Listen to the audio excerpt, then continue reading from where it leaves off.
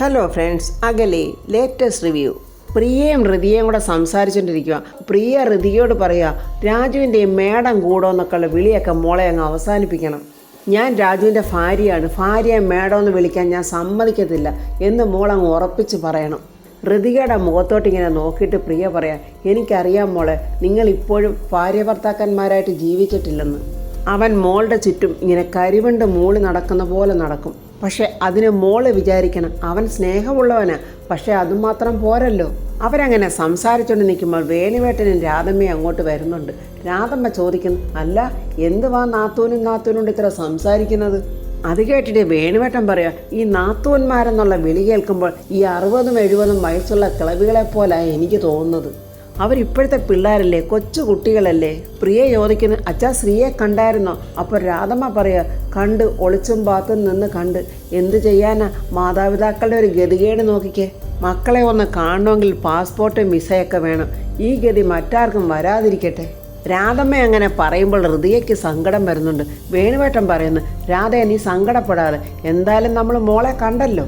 അങ്ങനെ വേണുവേട്ടൻ രാധമ്മയെ വിളിച്ചുകൊണ്ട് അകത്തോട്ട് കയറി പോവാണ്. അവരെ നോക്കി സങ്കടത്തോടെ നിൽക്കുവാണ് പ്രിയയും ഋതികയും.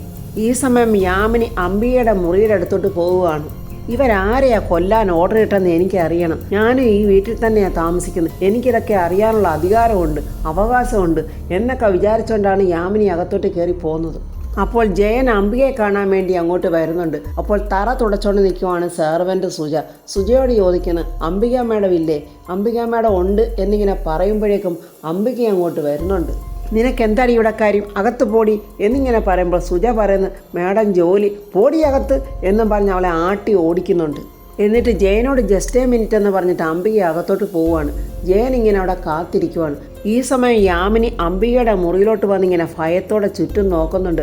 ആരെങ്കിലും വരുന്നുണ്ടോ എന്നൊക്കെയാണ് നോക്കുന്നത്. എന്നിട്ട് അംബികയുടെ ഫോൺ അവിടെ ചാർജ് ചെയ്യാൻ വെച്ചിരിക്കുമായിരുന്നു. ആ ഫോൺ ഇങ്ങനെ എടുത്ത് നോക്കുവാണ്. യാമിനി ആ ഫോൺ എടുത്ത് നോക്കുമ്പോൾ അത് ലോക്ക് ചെയ്തിരിക്കുക. ഇവരിത് ലോക്ക് ചെയ്തിരിക്കുവാണല്ലോ, പാസ്വേഡ് നമുക്ക് അറിയത്തില്ലല്ലോ എന്നും പറഞ്ഞ് യാമിനിക്ക് അറിയാവുന്ന പാസ്വേഡൊക്കെ ഇട്ട് നോക്കുന്നുണ്ട്. പക്ഷേ മൊബൈൽ ഓപ്പൺ ആകുന്നില്ല. ആരെങ്കിലും വരുന്നുണ്ടോ എന്നൊക്കെ ഇങ്ങനെ യാമിനി നോക്കുന്നുണ്ട്. പക്ഷേ അംബിക മുകളിലോട്ട് കയറി വരുന്ന കാര്യമൊന്നും യാമിനിക്ക് അറിയില്ലല്ലോ. പെട്ടെന്ന് അംബിക ഡോറങ്ങ് തുറക്കുകയും യാമിനി അത് കണ്ട് പേടിച്ചങ്ങ് വിറച്ച് നിൽക്കുവാണ്. അംബിക ദേഷ്യത്തോടെ ഭദ്രകാളിയെപ്പോലെ ഉറഞ്ഞതുള്ളി യാമിനിയുടെ അടുത്തോട്ട് വരുവാണ്. എടി, നീ എൻ്റെ അനുവാദമില്ലാതെ എൻ്റെ മുറിയിൽ കയറുമില്ലേടി? എൻ്റെ മൊബൈലെടുത്ത് നീ പരിശോധിക്കും അല്ലേടി? ആരാടി നിനക്കിതിനുള്ള ധൈര്യം തന്നത് എന്നൊക്കെ ചോദിക്കുമ്പോൾ യാമിനിയാകെ പേടിച്ച് വിറച്ച് നിൽക്കുക. അവിടെ അങ്ങോട്ട് ആരെയും കാണുന്നുമില്ല. ഈ ദുഷ്ട തന്നെ എന്തെങ്കിലും ചെയ്യുമോ എന്നുള്ള പേടിയാണ് യാമിനിക്ക്. എന്നിട്ടൊരു കൊലയാളിയെപ്പോലെ യാതൊരു ദയയില്ലാതെ അംബിക യാമിനിയുടെ കഴുത്തെ പിടിച്ച് ഞെക്കിക്കൊണ്ട് ഇങ്ങനെ ഭിത്തിയോടെ ചേർത്ത് മുകളിലോട്ട് പൊക്കുവാണ്. യാമിനിയുടെ കാല് തറയെ മുട്ടുന്ന പോലുമില്ല. യാമിനി വേദന കൊണ്ട് പൊളയുവാണ്. ചേച്ചിന്ന് വിളിക്കാൻ തുടങ്ങുന്നെങ്കിലും അതൊന്നും പറയാൻ പറ്റുന്നില്ല. ആകെ ഇങ്ങനെ വിറയ്ക്കുവാണ് യാമിനി. ആ സമയത്ത് ജയനാണെങ്കിൽ അംബികയെ കാണുന്നില്ലല്ലോ. ഇവരിനി അവിടെ റൂമിൽ പോയി ആർക്കെങ്കിലും ഫോൺ ചെയ്തുകൊണ്ടിരിക്കുക. എന്തായാലും ഒന്ന് പോയി നോക്കിക്കളെ എന്നും പറഞ്ഞ് ജയനും അങ്ങോട്ട് വരുന്നുണ്ട്. ആ ഡോർ ഇങ്ങനെ ചെറുതായിട്ട് തുറന്നിരിക്കുന്നതുകൊണ്ട് ജയൻ അങ്ങോട്ട് എത്തി നോക്കുമ്പോൾ അംബിക ഇങ്ങനെ യാമിനിയെ കൊല്ലുന്ന പോലാണ് കാണുന്നത്. ജയൻ പേടിച്ച് പുറമോട്ട് മാറി നിൽക്കുവാണ്. ജയനവിടെ നിൽക്കുന്നതൊന്നും അംബിക കാണുന്നില്ല. എടി സുജയ് എന്നിങ്ങനെ അംബിക ഉറക്കം വിളിക്കുന്നുണ്ട്. അപ്പോൾ സുജയ് അങ്ങോട്ട് വരുന്നില്ല. അംബിക ആകെ ടെൻഷനോടെ എടി സുജയ് എന്നിങ്ങനെ വിളിക്കുവാണ്. അപ്പോൾ പെട്ടെന്ന് ജയൻ താഴോട്ടങ്ങ് പോവുകയാണ്. ഈ സമയം രാജു കോവിലകത്തെ ഓരോ റൂമുകളും ഇങ്ങനെ പരിശോധിക്കുവാണ്. അപ്പോൾ കുറുപ്പ് അങ്ങോട്ട് വന്നിട്ട് ചോദിക്കുന്നു, അല്ല മോനെ എന്തുവായി പരിശോധിക്കുന്നത്? കുറുപ്പ് അങ്ങനെ ചോദിച്ചപ്പോൾ രാജു പറയുന്നു, എനിക്ക് സത്യം പറഞ്ഞേ ശീലമുള്ളൂ. ഞാനൊരു അന്വേഷണത്തിലാണ്. അതിന് എനിക്ക് അമ്മാവൻ്റെ സഹായം കൂടിയേ തീരൂ. അമ്മാവ, ഞാൻ അന്വേഷിക്കുന്നത് എൻ്റെ ഭാര്യയുടെ അമ്മയാണ്. പത്മാവതി വർമ്മയെക്കുറിച്ചുള്ള ഡീറ്റെയിൽസ് ആയിട്ടുള്ള വിവരങ്ങൾ എനിക്ക് അറിയേണ്ടതായിട്ടുണ്ട്. അതൊക്കെ എനിക്ക് അറിയണം. അപ്പോൾ കുറുപ്പ് പറയുന്നുണ്ട്, എൻ്റെ മോനെ എന്നോട് ചോദിച്ചിട്ട് ഒരു കാര്യവുമില്ല. കൊച്ചു തമ്പുരാട്ടി എവിടെയാണെന്ന് എനിക്ക് യാതൊരു അറിവുമില്ല. പിന്നെ മോൻ ഇവിടെ തിരഞ്ഞിട്ട് ഒരു കാര്യവുമില്ല. ഒരു 10-24 കൊല്ലം മുമ്പ് ഇവിടുന്ന് പോയതല്ലേ, പിന്നെ ഇങ്ങോട്ട് തിരിഞ്ഞു നോക്കിയിട്ടില്ല. അമ്മാവ, അതിന് അമ്മ എവിടേക്ക് പോകാനാണ് സാധ്യതയെന്ന് കുറുപ്പമ്മാവന് എന്തെങ്കിലും ഐഡിയ ഉണ്ടോ? എനിക്ക് ഒരു ഐഡിയ ഇല്ല മോനെ. പ്രതാപവർമ്മ സാറും പത്മാവതി തമ്പുരാട്ടിയും പിരിയുമെന്ന് ആരും പ്രതീക്ഷിച്ചതല്ല. അവർ തമ്മിൽ അത്രയ്ക്ക് ഇഷ്ടമായിരുന്നു. പക്ഷേ അവർ തമ്മിൽ എന്തിനാ പിരിഞ്ഞതെന്ന് എത്ര ആലോചിച്ചിട്ട് ഒരു പിടിയും കിട്ടുന്നില്ല. അതിനമ്മ പഠിച്ചതൊക്കെ എവിടെയാ? അതെല്ലാം എറണാകുളത്തായിരുന്നു. സ്കൂളും കോളേജും എല്ലാം അവിടെ തന്നെയായിരുന്നു. അമ്മയുടെ കോളേജിലെ ഫ്രണ്ട്സുകളൊക്കെ ആരൊക്കെയായിരുന്നെന്ന് അമ്മാവൻ എന്തെങ്കിലും അറിയാവോ? അയ്യോ, അതിനെക്കുറിച്ചൊന്നും എനിക്കറിയില്ല മോനെ. പക്ഷേ ഒരു കാര്യം മാത്രമേ എനിക്കറിയാം, ഇത്രയ്ക്ക് സ്വഭാവ മഹിമയുള്ള ഒരു പെൺകുട്ടിയെ ഞാൻ എൻ്റെ ജീവിതത്തിൽ എവിടെയും കണ്ടിട്ടില്ല. അപ്പോഴങ്ങനെ സംസാരിച്ചുകൊണ്ടിരിക്കുമ്പോൾ രാജു അവിടെ ഇരിക്കുന്ന ഒരു ബുക്ക് എടുത്ത് ഇങ്ങനെ പരിശോധിക്കുവാണ്. അപ്പോഴാ ബുക്കിൽ നിന്നും ഒരു ഫോട്ടോ കിട്ടുന്നുണ്ട്. രാജു ആ ഫോട്ടോ നോക്കുമ്പോൾ അതിൽ 3 പേരാണുള്ളത്. ഒന്ന് രാജുവിൻ്റെ അച്ഛൻ വേണുവാണ്, ഒന്ന് പ്രതാപവർമ്മ, പിന്നെ വേറെ ഒരാളെയാണ് കാണിക്കുന്നത്. അപ്പോൾ രാജു മനസ്സിൽ പറയുന്നു, ഇതായിരിക്കും അംബിക മേഡത്തിൻ്റെ ഭർത്താവ്. എന്നിട്ട് കുറുപ്പിനെ കാണിക്കുന്നുണ്ട് രാജു. ഈ ഫോട്ടോ ആരുടേതാ? അയ്യോ, ഇത് നമ്മുടെ ജഗന്നാഥൻ സാറല്ലയോ, പ്രതാപവർമ്മ സാറിൻ്റെ ഉറ്റ ചങ്ങാതി. അപ്പോൾ രാജു ആ ഫോട്ടോയിലോട്ട് ഇങ്ങനെ ഉറ്റു നോക്കിയിട്ട് രാജുവിനപ്പോൾ ഓർമ്മ വരികയാണ്, അന്ന് രാജുവും ഋതികയും കൂടെ അംബിക ഒരാളെ റൂമിൽ കെട്ടിയിട്ട് ഉപദ്രവിക്കുന്നതൊക്കെ കണ്ടത്. ആ രംഗം ഇങ്ങനെ രാജു ഓർത്ത് നോക്കുമ്പോൾ രാജുവിന് പിടികിട്ടി, ഈ ജഗന്നാഥവർമ്മയാണ് അന്ന് അംബിക ഇങ്ങനെ തുടലൊക്കെ ഇട്ട് പൂട്ടി ഉപദ്രവിച്ചതെന്നൊക്കെ മനസ്സിലാകുന്നുണ്ട്. രാധമ്മയും പ്രിയയും കൂടി ഇന്ന് പച്ചക്കറിയൊക്കെ അയ്യുവാന്ന്. വേണുവേട്ടൻ അവിടെ തന്നെ ഇരിപ്പുണ്ട്. രാധമ്മ പ്രിയയോട് ചോദിക്കുന്നു, അല്ലടി, നിൻ്റെ അമ്മായിയമ്മ ഇപ്പോൾ പഴയതുപോലെ നിർബന്ധമൊന്നും കാണിക്കുന്നില്ലല്ലോ? പച്ചക്കറിയൊക്കെ ആണെങ്കിൽ ഇപ്പം കഴിക്കുന്നുണ്ടല്ലോ, അതുകൊണ്ട് പറഞ്ഞതാ. അമ്മ, അതെ, പഴയ ആ തറവേലയൊന്നും ഇവിടെ എടുത്താൽ ഇനി ചിലവാകില്ലെന്ന് നല്ലതുപോലെ മനസ്സിലായി. അതുകൊണ്ടാണ് അടങ്ങി ഒതുങ്ങി ഇങ്ങനെ നിൽക്കുന്നത്. അത് കേട്ട് നമ്മുടെ വേണുവേട്ടൻ പറയുക, നിൻ്റെ അമ്മായിയമ്മ ഇവിടെ ഇന്നലെ പാട്ടൊക്കെ പാടി നടക്കുന്നുണ്ടല്ലോ, പാണ്ടന്നായുടെ പല്ലിന് ശൗര്യം എന്നൊക്കെ ചിരിച്ചോണ്ട് പാടുന്നുണ്ട് വേണുവേട്ടൻ. അയ്യോ എൻ്റെ അച്ഛ, അതെൻ്റെ അമ്മായിയച്ഛൻ്റെ ഓട്ടം തുള്ളലെന്നേ അമ്മ കണ്ടുപഠിച്ചതാ. പാപം, ആ മനുഷ്യനെ ഇവരെന്തോരം ഇട്ട് തുള്ളിച്ചിട്ടുണ്ടാവും എന്നിങ്ങനെ രാധമ്മ പറയുമ്പോൾ വേണുവേട്ടൻ പറയുക, കല്യാണ സൗഗന്ധ്യമൊന്നും പറിച്ചോണ്ട് വരാൻ പറഞ്ഞു കാണത്തില്ല, വല്ല കോഴിക്കോ പോത്തിനോ വേണ്ടിയിട്ട് ഓടിപ്പിച്ചിട്ടുണ്ടാവും എന്നിങ്ങനെ പറഞ്ഞുകൊണ്ടിരിക്കുമ്പോൾ നമ്മുടെ കൊച്ചമ്മണി അങ്ങോട്ട് വരുന്നുണ്ട്. അതുകൊണ്ട് ആള് വരുന്നുണ്ട്, വേഗം വിഷയം മാറ്റിക്കോ എന്നിങ്ങനെ രാധമ്മ പറയുവാണ്. കൊച്ചമ്മണി അങ്ങോട്ട് വന്നിരുന്നിട്ട് പറയാം, എൻ്റെ ജീവിതം പൂച്ച നക്കി, ആകെ ഒരു നിരാശ. അത് കേട്ടിട്ട് വേണുവേട്ടൻ ചോദിക്കുക, എന്തു പറ്റി? ആയ കാലത്തെ വല്ല പ്രണയോർത്താണോ നിരാശ? ഒന്ന് പോച്ച, മനസ്സൊരുമാതിരി വവ്വാല് കടിച്ച പേരയ്ക്ക പോലെയായി. ചാകണം എന്നൊരു വിചാരം മാത്രമേ ഇപ്പോൾ എൻ്റെ മനസ്സിലുള്ളൂ.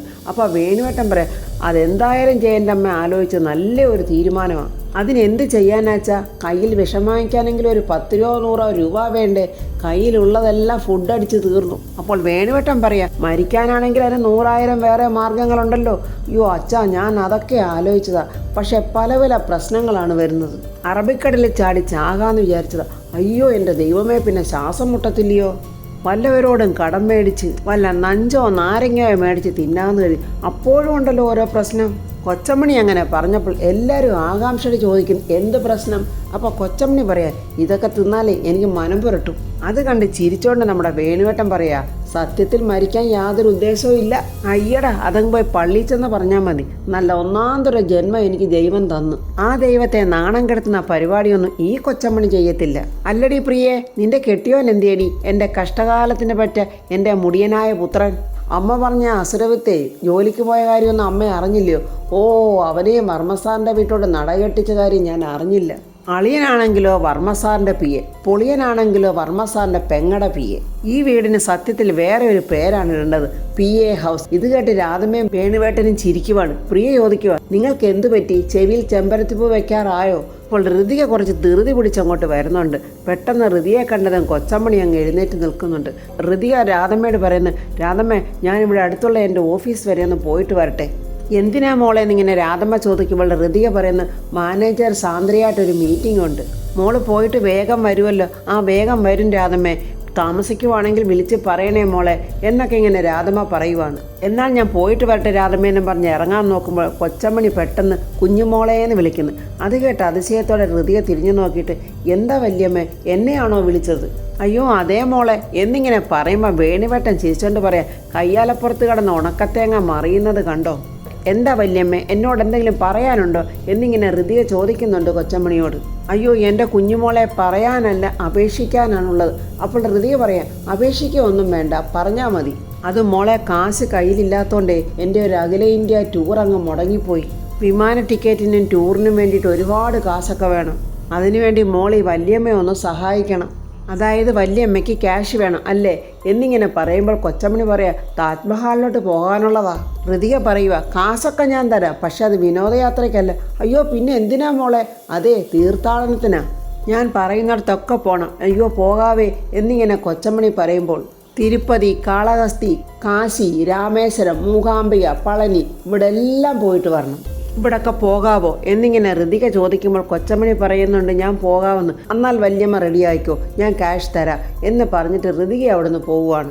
അപ്പോൾ വേണുവേട്ടൻ പറയാം, അവിടുന്ന് നേരെ ഹിമാലയത്തിലോട്ടങ്ങ് കയറിക്കണം, അവിടെ ഇരുന്നങ്ങ് സമാധിയാകാം. അപ്പോൾ കൊച്ചമണി പറയാ, ആ കാശും വാങ്ങിച്ചോണ്ടേ ഞാനൊരു പോക്കങ്ങോട്ട് പോകും ഗോവയിലേക്ക്. പട്ടിയുടെ വാൽ എത്ര നാൾ കുഴലിലിട്ടാലും അത് നൂരത്തില്ലല്ലോ, അതുപോലെയല്ലേ നമ്മുടെ കൊച്ചമണി.